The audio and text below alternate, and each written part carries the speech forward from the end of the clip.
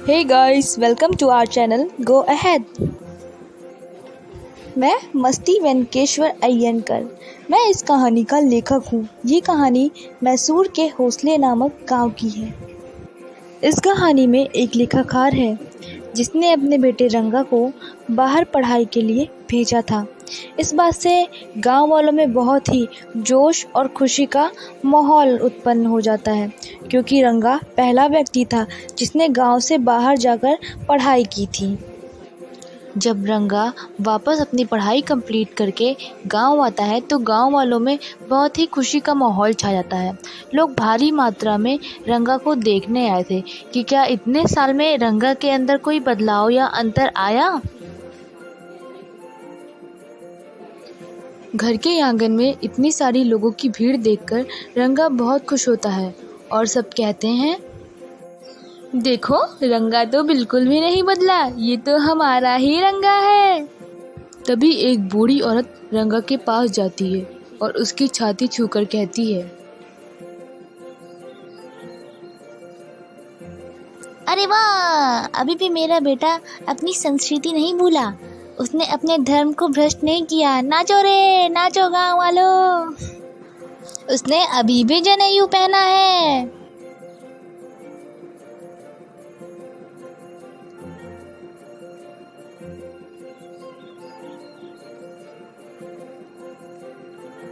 रंगा बिल्कुल वैसा ही दिख रहा था जैसा 6 महीने पहले।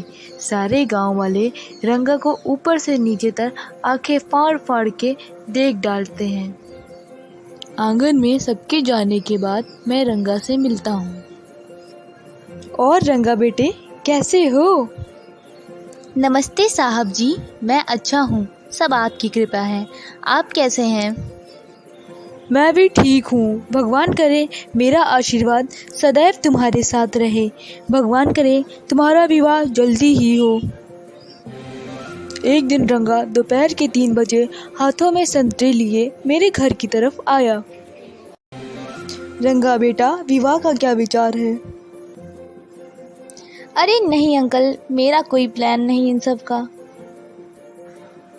अरे पर क्यों? अंकल, मेरा अरेंज मैरिज में थोड़ा कम विश्वास है। बिना लड़की को देखे, बिना लड़की को जाने मैं कैसे विवाह कर सकता हूँ? इसमें बहुत रिस्क है। मैं अपनी ज़िंदगी ख़राब नहीं कर सकता। इसमें बहुत ज़्यादा ही रिस्क है। इससे अच्छा तो मैं कंवारा ही रहूँ। अरे ये भी कोई रीज़न हुआ? क्या सिर्फ यही बात है और कोई बात नहीं? नहीं अंकल, सिर्फ यही बात है। मैं किसी मोटी, नाटी, भद्दी, काली या बेकार लड़की से शादी नहीं करना चाहता। इसमें बहुत रिस्क है, मेरी पूरी ज़िंदगी बर्बाद हो सकती है। इसलिए मुझे शादी से बहुत डर लगता है, मैं उससे दूर ही रहता हूँ। सही कहा, सही कहा। चलो बेटा ठीक, बाद में बात करते हैं। रंगा बहुत ही परफेक्ट पति बनने के लायक है। जिस लड़की से इसका विवाह होगा वो बहुत ही खुश रहेगी। इसका विवाह तो कराना ही पड़ेगा। अब तो विवाह करके ही दम लूँगा। इसी गांव में रामा नाव की 11 वर्ष की भतीजी, जो कि बहुत ही सुंदर थी और कला में निपुण थी, उसका नाम रत्ना था। माँ बाप की मृत्यु होने के बाद वो गांव में रामा नाव के साथ ही रहती थी, वरना वो रहने वाली शहर की थी।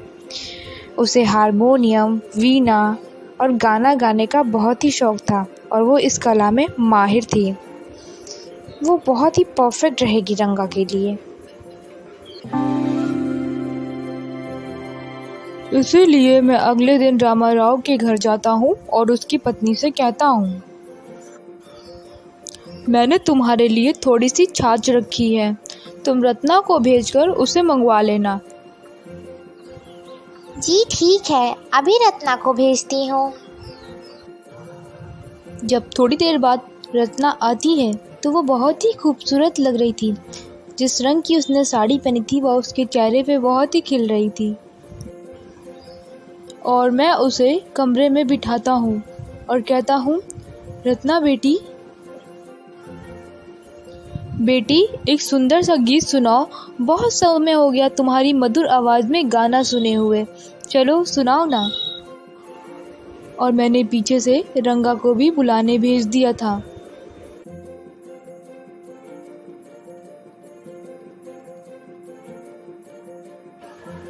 रत्ना बहुत ही मधुर आवाज़ में गाना गाने लगती है और इतने में पीछे से रंगा पहुंच जाता है, जो उसे दहलीज के बाहर से सुनता रहता है।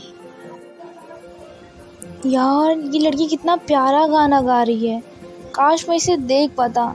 मेरा बहुत मन कर रहा है कि कौन है ये लड़की, मैं देखूं इसे जाके। पर अगर मैं गया कहीं वो मुझसे डर ना जाए और चुप ना हो जाए, ऐसा हुआ तो मुझे बहुत ही ख़राब लगेगा। अरे पर फिर भी मुझसे रुका नहीं जा रहा है। चलो यार, देख लेता हूँ, चलो। पर जैसे ही रंगा अंदर आता है, रत्ना चुप हो जाती है और कुछ दूरी पर जाकर खड़ी हो जाती है और हम दोनों को देखती रहती है। वो बहुत ही शर्मा जाती है। जी सर, आपने मुझे बुलाया था? अरे हाँ रंगा, आओ बेटा आओ, यहाँ बैठो। तभी रत्ना सर झुकाए कुछ दूरी पर खड़ी थी। रंगा के आते ही वो चुप हो गई थी और उसे बहुत ही शर्म आ रही थी कि किसी अजनबी के सामने वो गाना गा रही थी। वो दोनों एक दूसरे को देखते हैं पर उन्होंने कुछ बोला नहीं।